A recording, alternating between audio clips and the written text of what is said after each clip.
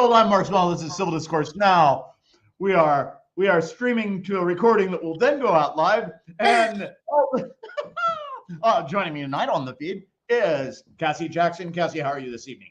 I'm doing really well. Thank you so much for keeping me up to date on my little boo-boo Micah Beckwith and the little, things that he decides to jump on because, I'm always ready for that. Thanks for having me on.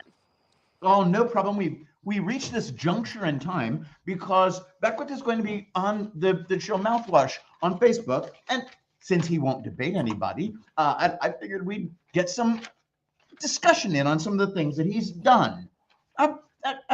Lately, he's gotten some attention from the press by saying some really kind of silly things, like the Jezebel spirit.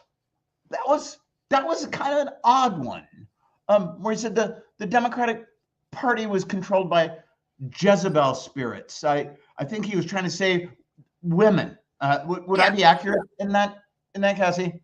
Oh, absolutely. And I hate to make it about myself, and I'm going to for literally 2 seconds, but I was his initial Jezebel demon and labeled that and have that in writing. And so yes, he is going after women with that statement is the answer to that question, particularly Jennifer McCormick, which is absolutely egregious because, well, we don't, Mark, just, all that comes after that statement. Well, I know, and if it weren't for the fact that he's such a misogynistic pig, and I'm nothing against pigs, it wouldn't. I guess I'll back up just a second. No, don't back up. I think we do need to do an apology to pigs, though, as my dad was a veterinarian, and pigs are some of the smartest animals. They're very sentient, and they're nice creatures. So let's think of another one. Paramecium, maybe? I was thinking something along like a viral thing. Oh, yeah. It's a life form. I would like to think of it as bacterial so that we could have antibiotics to stop it, because viral can get out of control. That's true. I hadn't considered that. Of course, Beckwith knows nothing about science or medicine since he was signing all those don't have to wear the mask excuses. And we don't know how many people might have gotten infected as a result of his letting people just kind of traipse through the environment without any regard for COVID. And just when you're about to say, oh, well, you're not professionals in that field, I am. I'm a nurse practitioner, family nurse practitioner. I specialize in women's health and psychiatric care. But pastors have no role in signing their name to anything that has to do with a medical phenomenon, diagnoses, pathology, etiology, course of treatment, viral pandemic. Period. End of story. Okay? And it's not okay. And it can cause death and a lot of harm to the survivors that live through that death. So I'm done. Go ahead. Well, no, that's quite all right. It's because I had to get my vaccines when I was a kid, and my mother had TB as a kid and survived, which is amazing in terms of tuberculosis. So I've always been very much aware of that stuff. And then to have somebody come on there and just say, oh, let's just do away with all this stuff. But I think it's important to realize also that he is trying to get into office with as little contact with voters as possible. That's so true. Let's talk about those votes. Let's talk about the actual numbers, Mark. Go ahead, because I read your post recently, and I'm a big fan, right? Your blogs. Thank you. One that was most striking to me, and this truly is what you noted.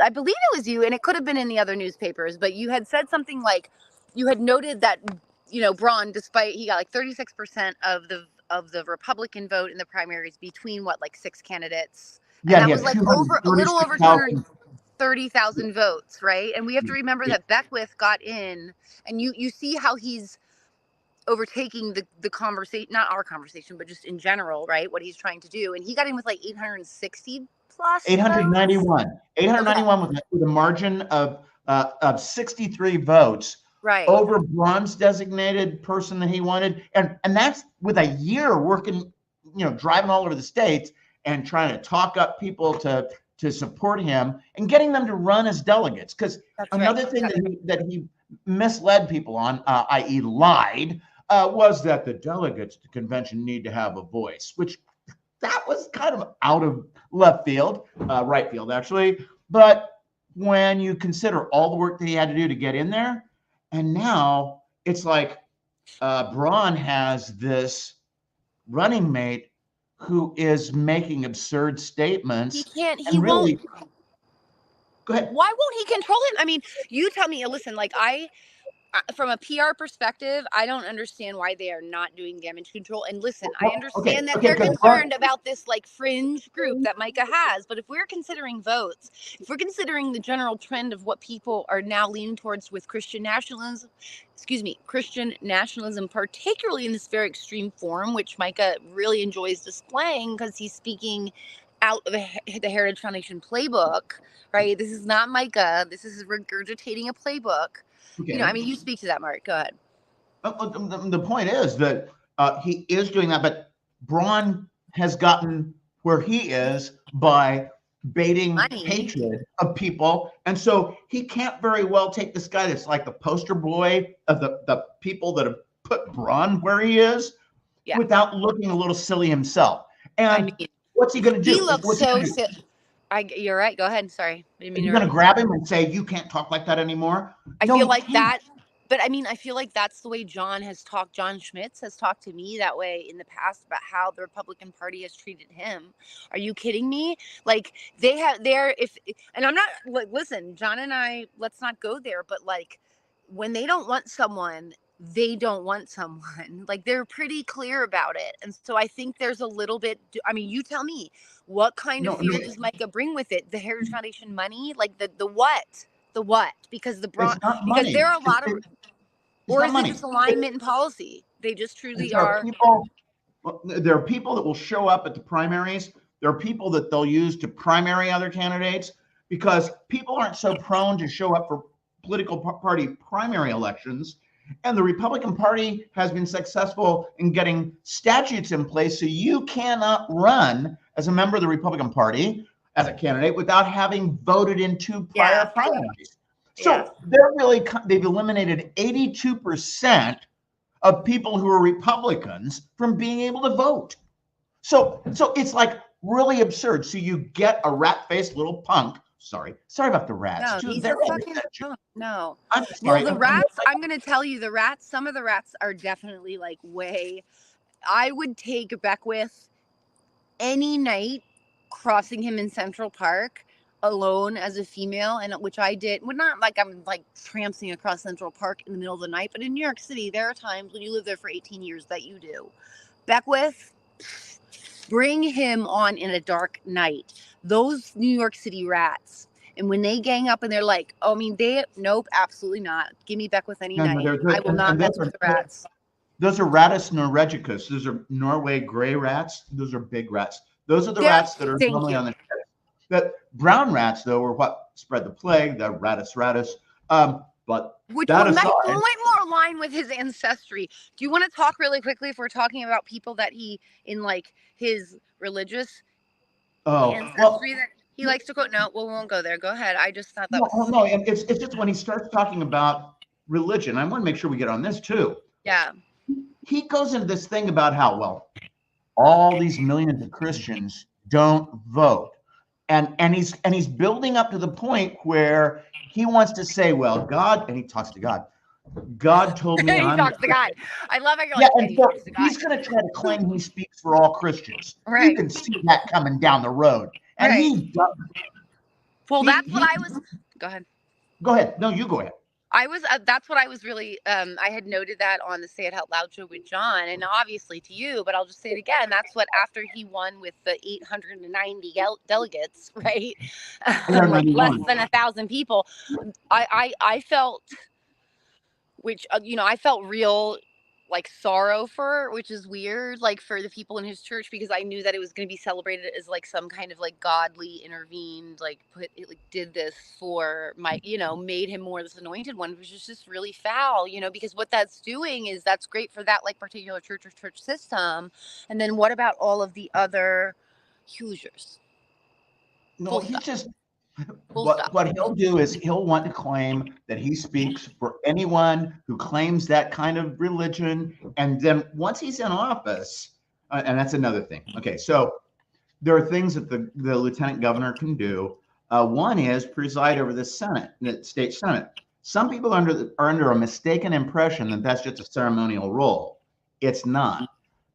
He actually presides over that, so he could really jam things and make things look really just jam up the whole state government. And remember, he says he wants to be a check on the governor. No, that's not how checks and balances work. I know. Checks and balances are between branches. But Mark, what are you talking about, Mark? Because he is a historian, particularly when it has to do with the Constitution. What do you mean? Okay, let me hit two things on that real fast. One, he won't debate me on the Constitution. He's a coward. He's a coward because nothing that he says is supported in the history of the Constitution.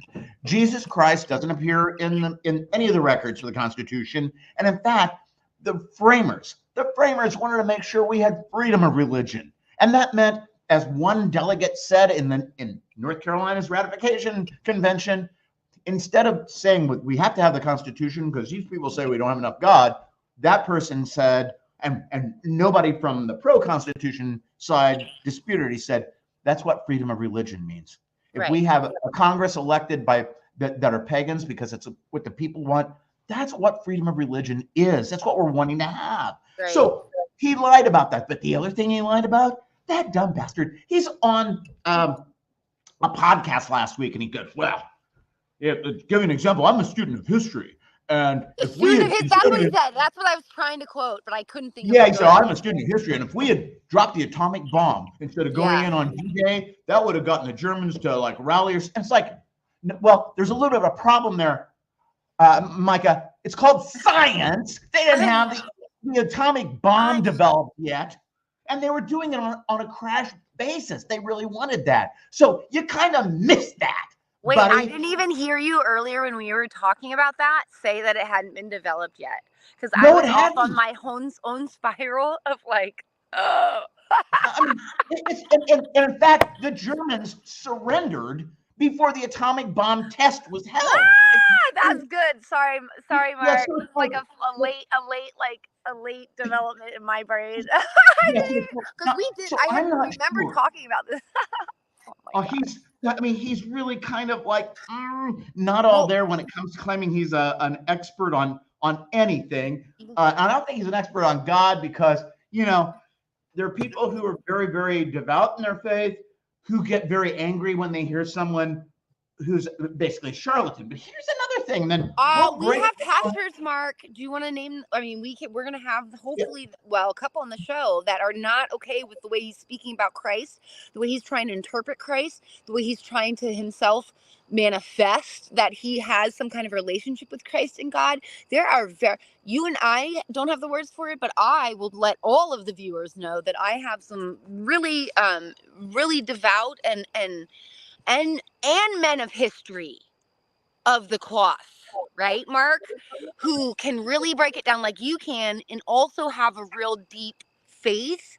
And I'm speaking for them, right? But it is just all the way wrong what Micah is doing, what he's saying.